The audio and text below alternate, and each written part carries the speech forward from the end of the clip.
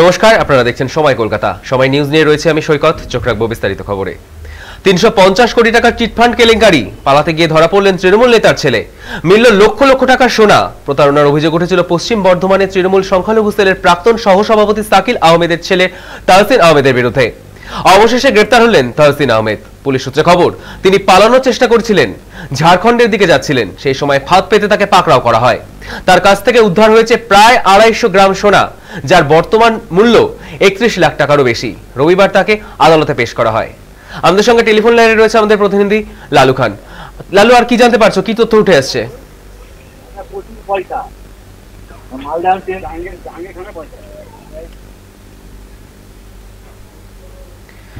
যান্ত্রিক গোলযোগে আমাদের সঙ্গে সংযোগ বিচ্ছিন্ন হয়েছে আমাদের প্রতিনিধি। যেমনটা জানা যাচ্ছে, পালাতে গিয়ে ধরা পড়লেন তৃণমূল নেতার ছেলে। মিলল লক্ষ লক্ষ টাকা সোনা। প্রতারণার অভিযোগ উঠেছিল পশ্চিম বর্ধমানের তৃণমূলের সংখ্যালঘু সেলের প্রাক্তন সহসভাপতি সাকিল আহমেদের ছেলে তাহসিন আহমেদের বিরুদ্ধে। এই মুহূর্তে টেলিফোন লাইনে রয়েছে আমাদের প্রতিনিধি লালু খান। লালু, আর কি জানতে পারছো, কি তথ্য উঠে আসছে?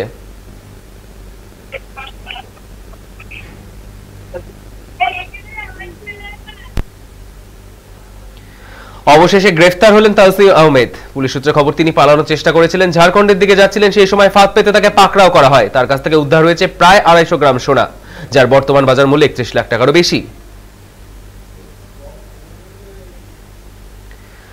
আমাদের সঙ্গে এই মুহূর্তে টেলিফোন লাইনে রয়েছে আমাদের প্রতিনিধি লালু খান। লালু, আর কি জানতে পারছো, কি তথ্য উঠে আসছে?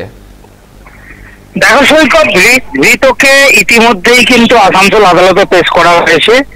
তোমাকে জানিয়ে রাখতে চাইবো যে এই যে ধৃত তাহসিন আহমেদ, এর বিরুদ্ধে প্রায় 350 কোটি টাকার মতো তৎস্বরূপে অভিযোগ রয়েছে বা প্রতারণার অভিযোগ রয়েছে। স্থানীয়রা যেমনটা জানাচ্ছে বা স্থানীয়রা যে অভিযোগ করছে, তাতে করে বেশ কয়েকদিন ধরেই এই তাহসিন আহমেদ তার বাড়ির সামনে, যারা প্রতারিত বলে নিজেদেরকে দাবি করছে, তারা সেখানে তার বাড়ির সামনে বিক্ষোভ দেখায় এবং আসানসোল উত্তর থানায় এর বিরুদ্ধে অভিযোগ দায়ের হয়। সেই মতো পুলিশ তদন্তে নামে। শুধু সাধারণ মানুষ বা প্রতারিতরা নয়, এই দোষীকে বা এই অভিযুক্তকে গ্রেপ্তারের দাবিতে রাজনৈতিক দলগুলো তারাও রাস্তায় নামে এবং তারাও বিভিন্ন বিক্ষোভ কর্মসূচি করে। গতকাল পুলিশ তদন্ত শুরু করেছিল এবং গতকাল পুলিশ তদন্তে নেমে 19 নম্বর যে জাতীয় সড়ক রয়েছে, সেই 19 নম্বর জাতীয় সড়কের চন্দ্রচূড় মোড় সংলগ্ন এলাকা থেকে তাকে গ্রেপ্তার করে এবং সেই সময় তার কাছে বেশ কিছু স্বর্ণ সামগ্রী পাওয়া গেছে বলে পুলিশ সূত্রের খবর। যদিও আজকে সকালে ধৃতকে আসানসোল আদালতে তোলা হয়েছে।